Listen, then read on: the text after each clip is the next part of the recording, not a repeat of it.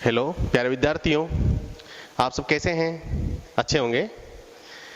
आपने पिछले वीडियो में आपने ये पढ़ा कि भोजन जो कहाँ से आता है, उसके कौन कौन से अवयव होते हैं और वह पौधे के कौन से भागों से प्राप्त होता है, या जो कुछ पदार्थ ऐसे भी होते हैं जो हमें जानवरों से प्राप्त होते हैं, लेकिन वो कौन से भाग से प्राप्त होते हैं।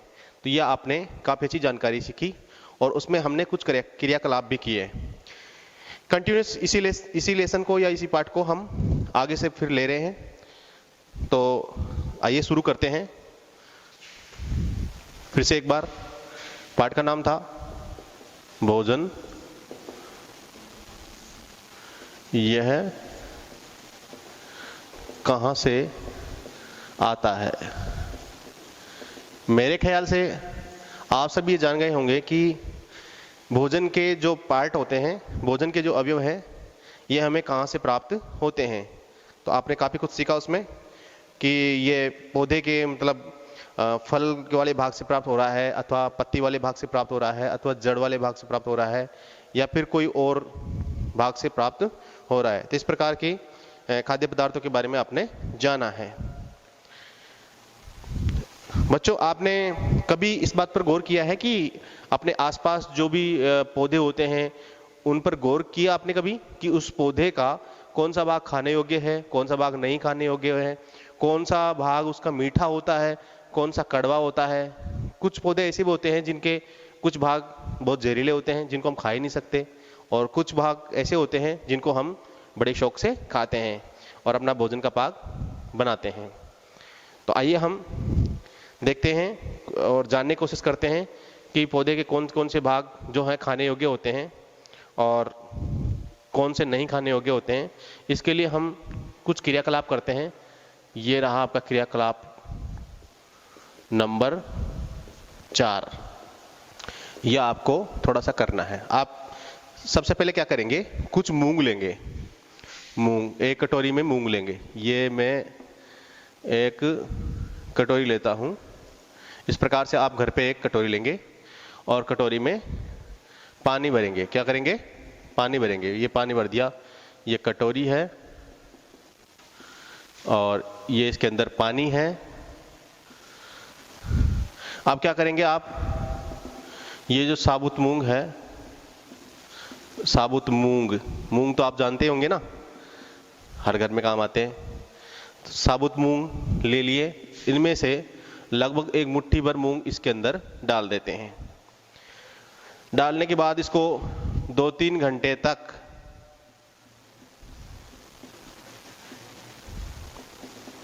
से लेकर के 12 घंटे तक,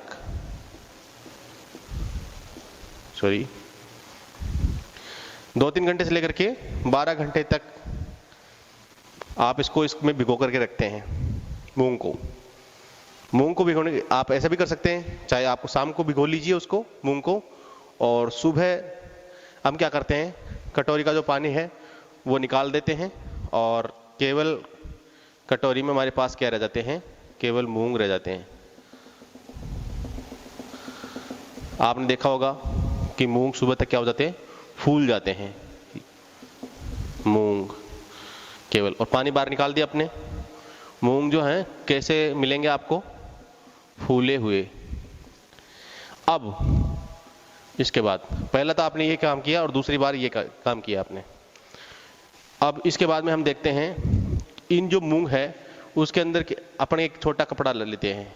एक कपड़ा लेते हैं और कपड़े के बीच में हम ये जो फूले हुए मूंग है, इससे कटोरी से निकाल करके इसके अंदर रख देते हैं मूंग को।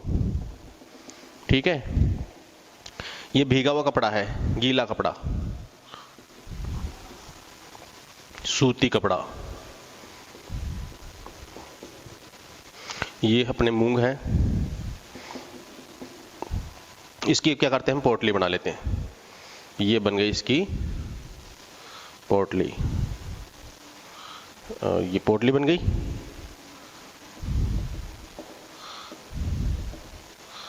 ये हो गई आपकी पोटली।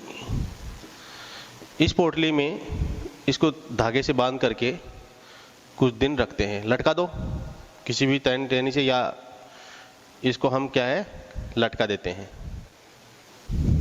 ये लटक गई साहब। इसको हम कुछ दिनों के लिए लटका देते हैं, 1-2 दिन के लिए इसको लटका देते हैं। उसके बाद लेकिन इस दौरान हम क्या करते रहेंगे, इस पर पानी का छिड़काव करते रहेंगे। पोटली के ऊपर हल्का हल्का पानी छिड़कते रहेंगे जिससे कि उनको नमी बनी रहे। हम क्या देखते हैं 2-3 दिन बाद इसको जो ही पोटली को खोलेंगे उसमें से हमको जो मूंग है खोलते हैं। साहब ये कपड़ा खोल लिया अपन ने।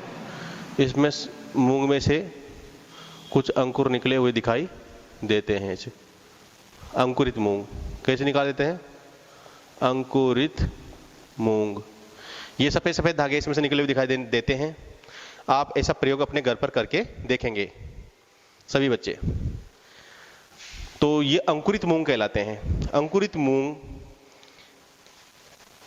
इनसे ही इसका पौधा तैयार होता है, मूंग का पौधा तैयार होता है। लेकिन ये जो अंकुरित मूंग है ये खाने में बड़े स्वादिष्ट होते हैं और ये हमारे शरीर में विभिन्न प्रकार के पोषक तत्वों की कमी को पूरा करते हैं। ये शरीर के लिए बड़े गुणकारी होते हैं, इनको खाना चाहिए।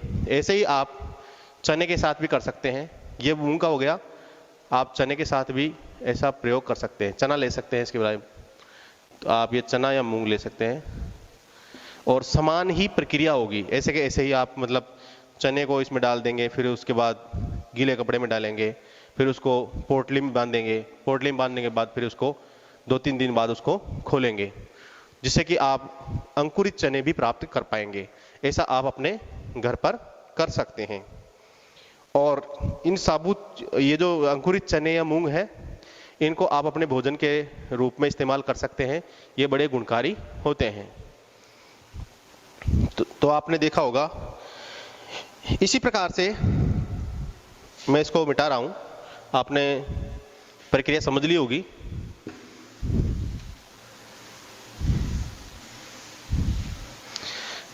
क्या बच्चों आपने मतलब शहद को कहीं से प्राप्त होते हुए देखा है? आप में से कुछ बच्चों ने देखा होगा, कुछ ने नहीं देखा होगा। खास करके जो ग्रामीण क्षेत्र से आने वाले बच्चे हैं उन सबको सामान्यतः पता होता है कि शहद जो हमें कहाँ मिलता है वो कहाँ से मिलता है। शहद को मधुमक्खियां तैयार करती है। कौन तैयार करती है? मधुमक्खी तैयार करती है। मैं ले रहा हूं शहद। शहद ये लीजिए, एक शीशी के अंदर क्या है, ये शहद है साहब। ये शहद हो गया। शहद की शीशी है। मेडिकल शॉप पर या दुकानों पर शहद मिलता है। लेकिन ये मूल रूप से हमें कहाँ से मिलता है? ये मिलता है हमें मधुमक्खी के छत्तों से मिलता है। किससे मिलता है? मधुमक्खी के छत्तों से। मैं मधुमक्खी के छत्ते तैयार कर रहा हूँ। देखिए इस प्रकार के छत्ते होते हैं। ये इस प्रकार के इनके कोष्ठक होते हैं। इस प्रकार से बहुत बड़ा होता है छत्ता। ये किसी पेड़ की टहनी के, ये पेड़ हो गया, ये लगा हुआ रहता है ऐसे। ये होता है मधुमक्खी का छाता। मधुमक्खी का छाता होता है। ये होता है पेड़ कोई भी। तो इस प्रकार से ये मधुमक्खी का छत्ता इसके ऊपर लटका हुआ होता है। मधुमक्खियां इसके ऊपर भिनभिनाती रहती है, इसके ऊपर लगी हुई होती है, ऐसे ऐसे लगी होती है। इसके ऊपर बिल्कुल भी जगह नहीं होती इनमें। भारी मात्रा में, भारी संख्या में मधुमक्खियां इसके ऊपर छाई हुई रहती है और अपने शहद की सुरक्षा करती है। लेकिन ये जो शहद है वो तैयार कैसे करती है? मधुमक्खियां जो है इस शहद को तैयार करने के लिए छोटे छोटे जो खेतों में, ये खेत होता है, इस खेत में छोटे छोटे जो पौधे होते हैं,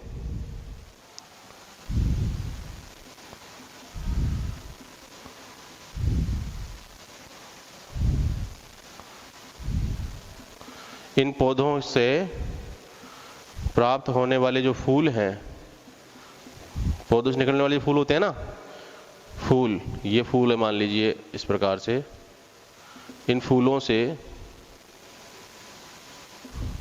मधुमक्खियां इनके ऊपर बैठ करके इनसे रस चूसती है, जो मीठा रस होता है उनका। इनके रस को कहते हैं मकरंद। क्या बोलते हैं? मकरंद कहते हैं। मकरंद मीठा रस होता है, ये मीठा रस होता है, जिसको मधुमक्खियां अपनी चोंच के द्वारा, अपने जो मुख है उसके द्वारा उसको चूसती है। चूस करके ला करके अपने छत्ते के अंदर जो कोष्ठक है, वे बने हुए कोष्ठक दिखाई दे रहे हैं आपको, इन कोष्ठकों के अंदर सुरक्षित रखती है। और इनका मूल उद्देश्य मनुष्य के लिए इकट्ठा करना नहीं होता है, इसको केवल अपने बच्चों के लिए, अपने अंडों का पालन करने के लिए, उनके भोजन के लिए ये इकट्ठा करती हैं। लेकिन मनुष्य क्या करता है? उसमें से निकाल लेता है, मानव उसमें से निकाल लेता है और मधुमक्खी को भगा देता है। इस प्रकार से शहद हमें मधुमक्खी के छत्ते से प्राप्त होता है। तो मेरे ख्याल से आप सब जान गए होंगे कि मधुमक्खी का जो शहद है वो किस प्रकार से प्राप्त होता है, इसकी ये प्रक्रिया होती है। फिर हमें मार्केट में ये ढक्कन बंद बोतल के अंदर शहद प्राप्त होता है। इसके आगे हम जानते हैं कि जंतु क्या खाते हैं। मैं इसको साफ कर रहा हूं। जंतु क्या खाते हैं, आइए देखते हैं जंतु क्या खाते हैं। भोजन को प्राप्त करने के आधार पर हम जंतुओं को कुछ भागों में बांट सकते हैं। जैसे कि हम एक सारणी तैयार करते हैं।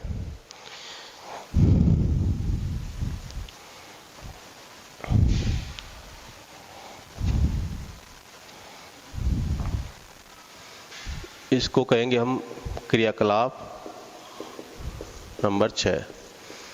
ये भी आपको तैयार करना है। ये वैसे के वैसे ही है। ये हो गया क्रम संख्या। इसको आप सभी अपनी कॉपी में तैयार करेंगे, घर पर अपनी नोटबुक में नोट करेंगे और आगे स्वयं तैयार करेंगे। सबसे पहले जीव का नाम, जीव जंतु जो भी हैं उसका नाम है। खाया जाने वाला भोजन, खाया जाने वाला भोजन। देखो कौन सा भोजन खाते हैं, आपकी बुक के अकॉर्डिंग ही बता रहा हूं मैं। सबसे पहले लेते हैं भैंस। भैंस आपने देखी होगी, सबने, सभी जानते हैं भैंस के बारे में लगभग। भैंस क्या क्या खाती है? चारा खाती है, खली खाती है, खली होती है ना, इसका भोजन होता है, ये दूध ज्यादा देती है खली से।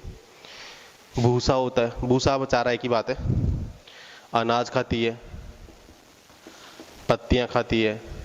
कहने का मतलब है ये पौधों से प्राप्त होने वाली ही खाती है।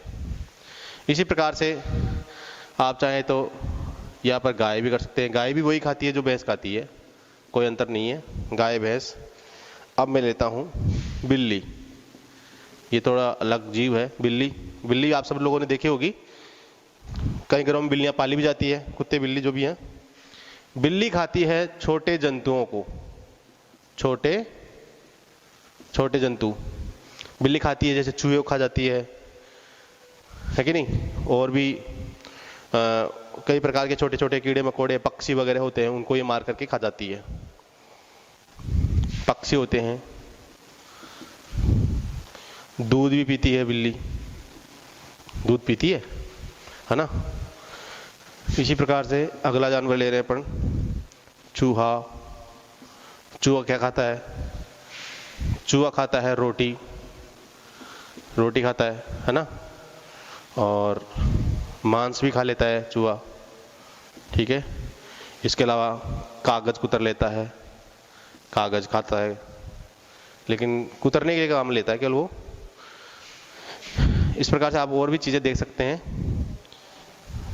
जानवर का नाम शेर क्या खाएगा आप खुद तैयार करेंगे। अगला बाघ मतलब टाइगर क्या खाता है या आप खुद खोजेंगे। मकड़ी क्या खाती है ये भी आप देखेंगे। छिपकली है ना, छिपकली क्या खाती है ये भी आप चेक करेंगे। मनुष्य क्या खाता है,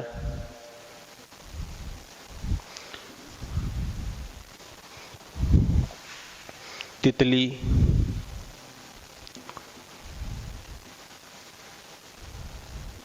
तितली क्या खाती है?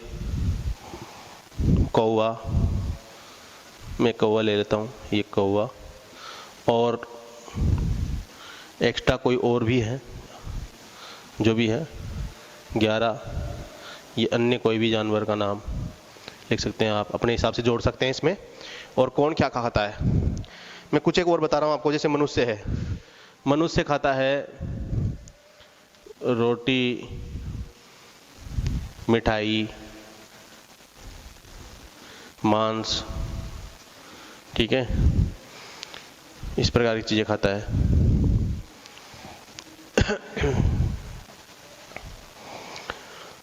ऐसे ही हम लेते हैं कौवा, कौवा खा लेता है रोटी, मांस, ठीक है, और छोटे जंतु या कीट भी खा लेता है।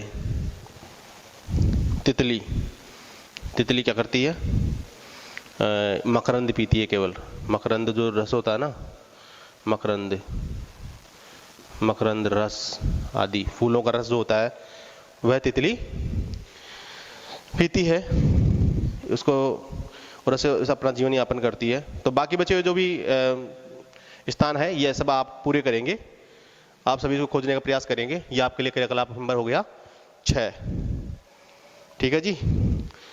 अब हम देखते हैं, आपने इसमें इस पर गौर करेंगे, इस लिस्ट पर अगर गौर करेंगे तो आप पाएंगे कि इसमें से कुछ जंतु ऐसे हैं जो केवल पौधे वाले भाग ही खाते हैं, कुछ ऐसे जंतु हैं जैसे पौधे वाले भाग खाने वाले जंतु हैं, जैसे भैंस है, गाय है, बकरी, बकरी भी है इसमें, है कि नहीं।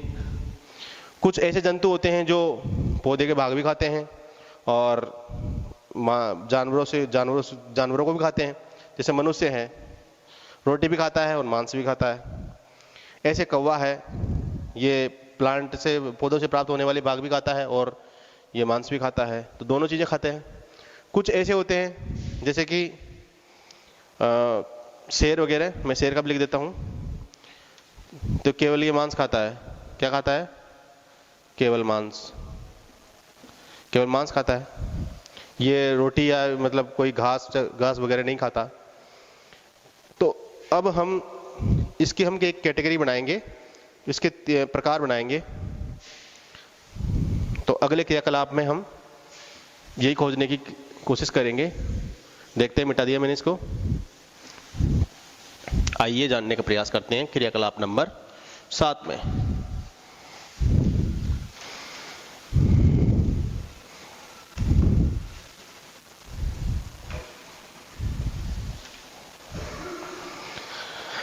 इस प्रकार से हम जानवरों को 3 भागों में बांट सकते हैं, शाकाहारी, मांसाहारी और सर्वाहारी। देखते हैं, और ये क्रियाकलाप नंबर 7, ये इसका क्रम संख्या होगी। सबसे पहले मांसाहारी, दूसरे शाकाहारी और तीसरा पार्ट है इसका सर्वाहारी।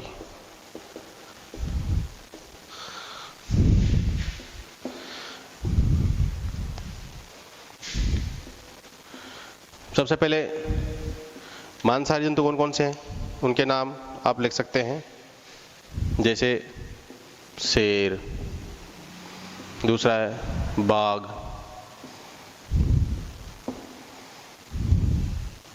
लक्कड़बग्गा,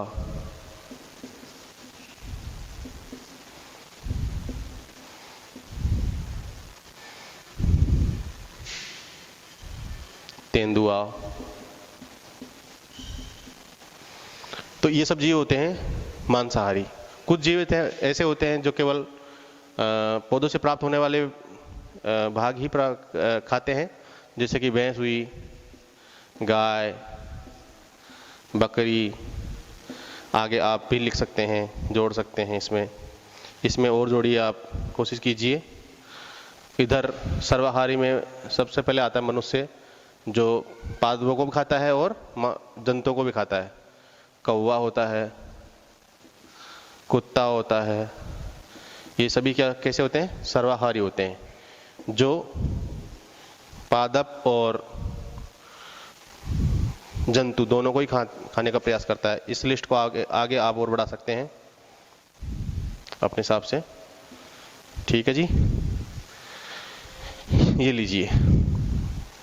तो प्यारे विद्यार्थियों, आपको ये समझ में आया होगा कि जानवर क्या खाते हैं और किस प्रकार से उनकी श्रेणियां बांटी जाती है। इस पाठ में हम इतना ही पढ़ेंगे। आगे का जो कार्य है हम अगली कक्षा में जानने का प्रयास करेंगे। धन्यवाद।